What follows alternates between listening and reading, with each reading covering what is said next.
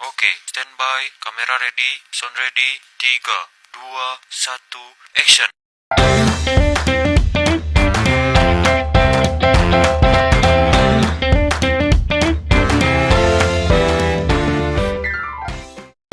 Halo Sobat Podcast, selamat datang di episode kali ini. Kita akan berbicara tentang sesuatu yang unik dan pastinya membanggakan, yaitu perusahaan Museum Rotan, satu-satunya perusahaan di Indonesia yang mengangkat kekayaan rotan sebagai warisan budaya dan karya seni. Hari ini saya sudah bersama dua narasumber istimewa, yaitu Bapak Vicky Fatoni Furkon selaku Direktur Perusahaan Museum Rotan dan juga Ibu Amanda Novira Bestarini selaku Humas Perusahaan Museum Rotan. Terima kasih Bapak dan Ibu telah hadir di podcast hari ini. Terima kasih juga sudah mengundang kami. Senang sekali kami bisa bercerita di podcast ini. Ya, betul. Terima kasih banyak. Semoga obrolan ini bisa menginspirasi pendengar untuk lebih mengenal budaya rotan kita. Baik, untuk mengenal perusahaan rotan, kita langsung saja ke pertanyaan yang pertama. Yang pertama untuk Bapak Vicky dulu.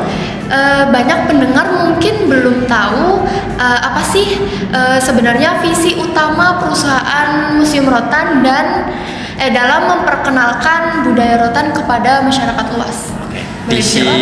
Visi utama kami adalah menjadikan Museum Rotan sebagai pusat edukasi dan inspirasi tentang kekayaan rotan di Indonesia. Kami masyarakat Indonesia melihat rotan bukan hanya sebagai bahan kerajinan, tetapi juga sebagai karya seni dan sebagai identitas bangsa yang bisa bersaing di level internasional. Oh wow! Di awal aja sudah menarik. Lanjutlah ke pertanyaan yang kedua. Lalu bagaimana sih awal mulai berdirinya nih Museum Rotan ini dan juga apa sih yang melatar belakangi ide-ide tersebut?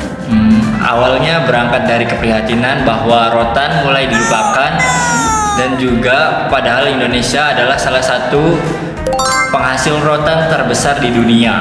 Betul. Kami ingin menghadirkan yang bukan hanya menampilkan benda tetapi juga menceritakan proses, sejarah dan nilai sejarahnya juga. Baik, pastinya perjalanan membangun perusahaan itu tidak mudah ya. Betul. Kemudian pastinya ada tantangan-tantangan di dalam membangun perusahaan nih. Tantangan terbesar yang Bapak hadapi selama ini, sejauh ini apa? Untuk saat ini tantangannya adalah bagaimana membuat perusahaan Museum Rotan tetap menarik dan relevan. Banyak orang masih menganggap Museum Rotan itu tempat yang kaku. Karena itu kami berinovasi lewat program interaktif berupa workshop dan kegiatan edukatif yang pengunjungnya bisa sambil belajar dan berkreasi di tempat itu juga. Berarti sudah banyak ya upaya-upaya untuk mempromosikan perusahaan ini? Iya, tentu saja udah banyak. Kemudian kalau dari sisi manajemen, gimana sih cara menjaga keberlangsungan perusahaan agar tetap aktif dan terus berkembang itu? Tentunya kami bekerja sama dengan berbagai pihak, yaitu ada pemerintah daerah, pengrajin lokal, hingga pelaku pariwisata. Selain itu kami juga punya lini usaha seperti perajinan rotan dan toko souvenir agar perusahaan Museum Rotan tetap berkembang dan maju baik dalam bidang ekonomi maupun bidang pariwisata. Baik. Kemudian saya ingin ke Ibu Amanda. Ibu sebagai humas ya. Iya. Tentunya humas tuh penting ya dalam membangun citra hubungan dengan publik ya. Strategi apa sih yang digunakan tim humas untuk mempromosikan perusahaan ini? Baik, kami mengusung pendekatan melalui storytelling. Jadi setiap karya yang kami punya, kami angkat kisahnya dari mulai siapa pengrajinnya, lalu apa maknanya dan juga bagaimana prosesnya. Kami juga sangat aktif di media sosial official kami dengan membuat konten visual dan juga banyak berkolaborasi dengan influencer budaya supaya pesan kami sampai ke anak-anak muda. Oh wow. Tentunya untuk di zaman yang serba digital ini sangat sulit ya menarik perhatian publik ini. Tapi sudah bagus upaya-upayanya. Kemudian tantangan apa yang sering dihadapin sama tim humas? Ya, jadi tantangannya budaya bisa tetap relevan di tengah gempuran hiburan di era digital sekarang. Maka dari itu kami juga harus bisa sekreatif mungkin supaya masyarakat bisa melirik kami, misalnya dengan kampanye tematik, lomba foto, atau pameran yang interaktif gitu. Karena konten di zaman sekarang itu sangat penting ya untuk benar. ini.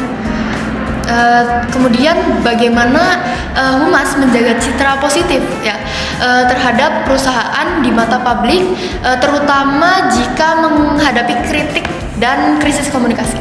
Ya, kami selalu terbuka terhadap masukan-masukan masyarakat. Setiap isu atau kritik kami akan tanggapi secara cepat dan juga transparan. Kami juga memperkuat komunikasi dua arah melalui media sosial official kami supaya masyarakat merasa lebih dekat dengan kami.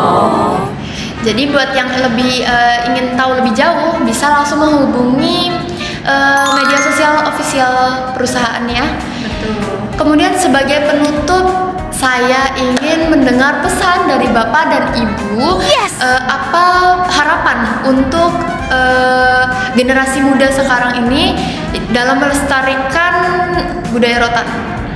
Boleh? Tentunya saya berharap anak muda tidak hanya bangga dengan budaya luar, tetapi juga mencintai produk lokal, yaitu rotan yang mempunyai potensi besar baik secara budaya maupun ekonomi. Kalau digarap dengan kreatif dan rotan bisa menjadi simbol modernitas komunitas Indonesia.